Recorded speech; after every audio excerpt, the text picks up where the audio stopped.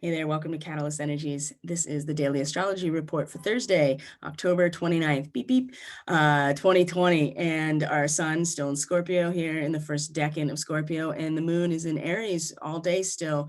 And we'll meet with Mars today. We'll square Jupiter. And there are some interesting and really challenging aspects having to do with really emotional drives to actualize ourselves and our own subjective experience in relation to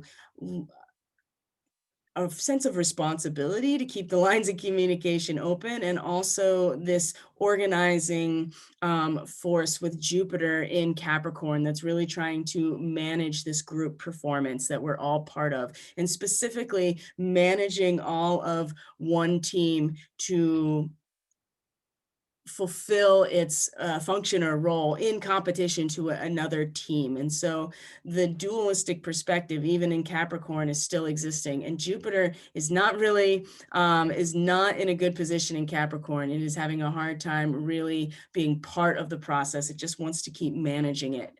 However, it still has to do with group performance. It has to do with the shared experience with Scorpio.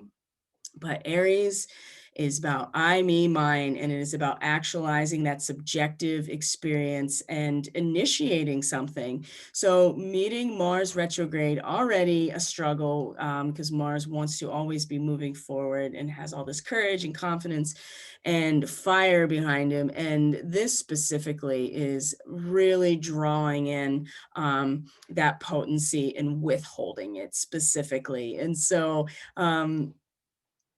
right here is going to be such an interesting digging in of our heels in some way, energetically, or at the very least, withdrawing that potency within ourselves, and not in a way that is um, necessarily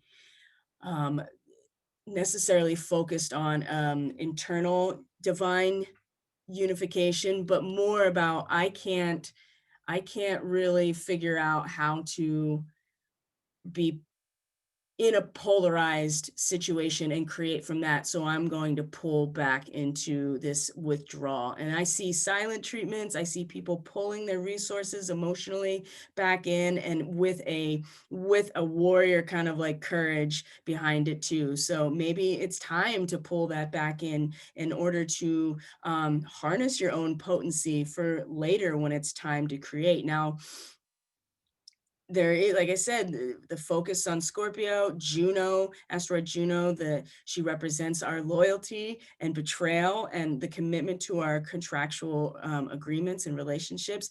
She is focused on Scorpio. And so the quincunx to the moon in Aries, again, is going to be, do we keep the lines of communication open? That's our responsibility when we're in a relationship of any kind, because that's how we actually create a shared experience in our relationships, is to communicate. But the moon is not necessarily interested, emotionally and personally. We are much more interested in drawing in that potency into ourselves, in order to either hold back, depending on what's going on in our lives, or as a way to you know maintain that potency, to not let it go, not let it drain away on other situations. Okay.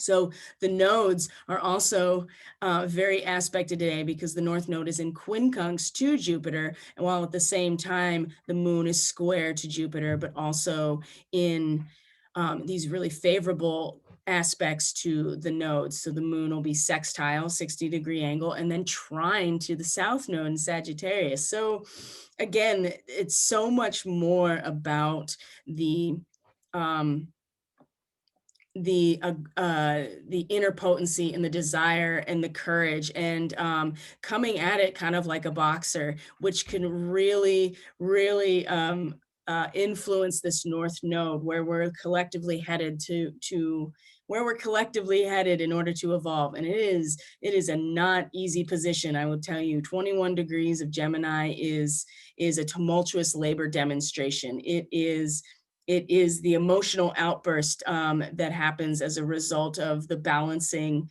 of the conceptual reality. If one position continues to dominate, the other side of it has to match that in intensity, and that's what we're getting with this, and we need to go there. That's the thing, that's part of our development, like it or not, we are headed there. And this moon in Aries is like a boxer in the ring, and so it's really supporting this process that is actually very confrontational, but also people stepping into the power of who they are, and not backing down from anything, and being confident.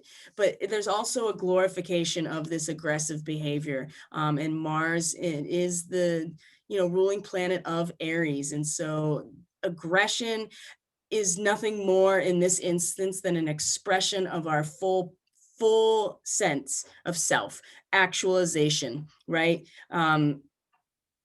It's There's going to be a lot of tension, if not already, and it's just going to keep growing over the course of the day. And then you have the Jupiter quincunx to the nodes, so even Jupiter's attempt to rally the team together in order to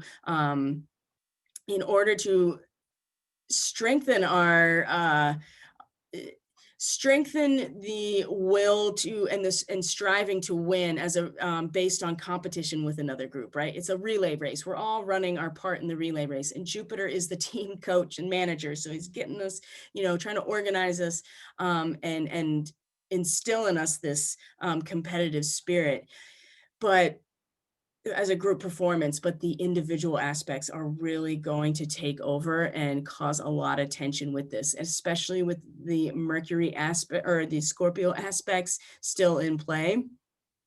And with Venus in Libra now, Mercury in Libra now, there is going to be a lot of opportunity to feel the tension between what we each individually want from ourselves and what we're willing to do to get it, and the larger group processes, and what it feels like to have balance and fairness in our relationships, in our projects, in the world around us. Now, we do get a little bit of a break. I wouldn't even call it a break, but Mercury moving into Libra is taking some of the intensity off of everything that has been coming to the surface with Mercury and Scorpio, and we'll be going right back to that soon enough. And so now, though, our minds can at least function from a philosophical perspective, as opposed to the intensity of and depth of the secrets and the information, and starting to peel back like the real depth of living in a collective situation. What do collective resources, who do they belong to? How do we manage them?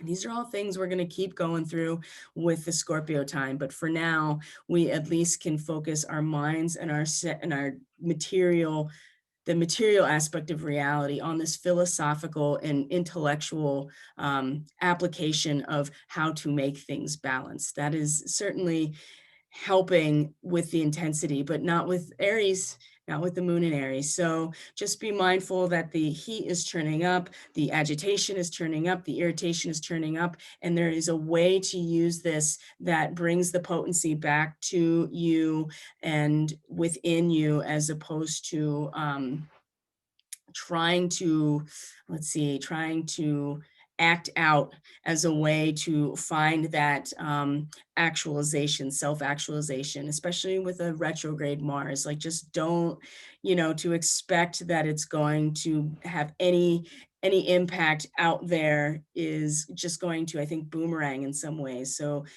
being able to not internalize it negatively, but use that potency within, then to, you know, really activate this north node. It's just going to be chaos, and we need to go there. That is part of how we evolve collectively, is going through this zone. And so if we can come at it like a trained boxer in the ring, we can really stand our ground and stand up to our adversary when this tumultuous situation presents itself to us. So that is the astrology for the 29th of October.